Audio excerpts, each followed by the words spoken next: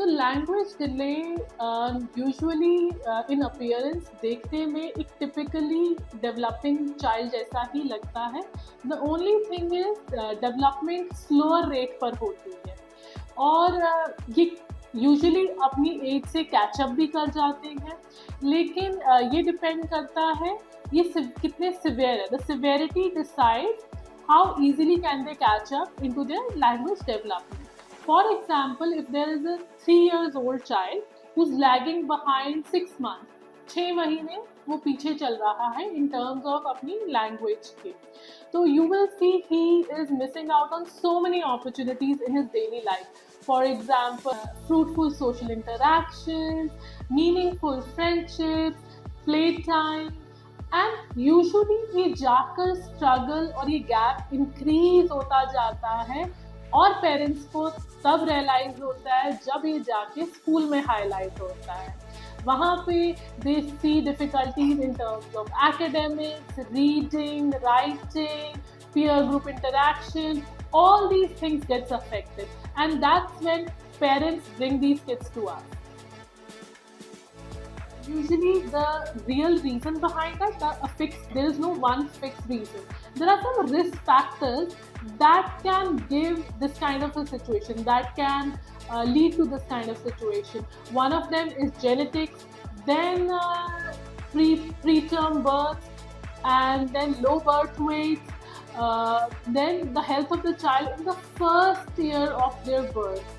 Right, so these and some of the genetically induced abnormalities, all these can lead to language delay. The most common scenario that we face with parents, that the parents come up to us, is that my child goes to the school and when he comes back from the school, he is not able to describe कि आज मेरा दिन कैसा रहा. So ये एक बहुत common challenge होता है. But as a clinician, as a therapist, when I think about it, the kids of this age, they live in present moment. For them to describe the entire day is too overwhelming. उनके लिए बहुत ही challenging होता है. So in my opinion, if you could break down their day into pieces, and then they'll be able to give you a better information. For that, what you can do is, I have 3 very interesting questions that you can ask them, which will give you a better insight into their world.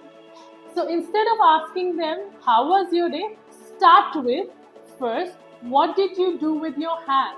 So kids understand better in terms of movements. Maybe they'll answer you, oh, I played the Play-Doh, oh, I did some cutting, oh, I did some pasting or some drawing. So they can remember, recall better in terms of movement.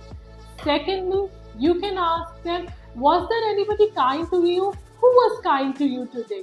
Maybe they'll remember some positive part of the day. Oh, I got praise from the teacher. I got help from one of my friends. I shared lunch with one of my friends. So they'll remember that positive event of the day and would be able to answer you better. Thirdly, you can ask them, can you show me something you did today in the school? They'll run to their school bag, fetch out some of their notebooks, some painting or something tangible they did at the school, which will again be able to tell you better how they are performing at school.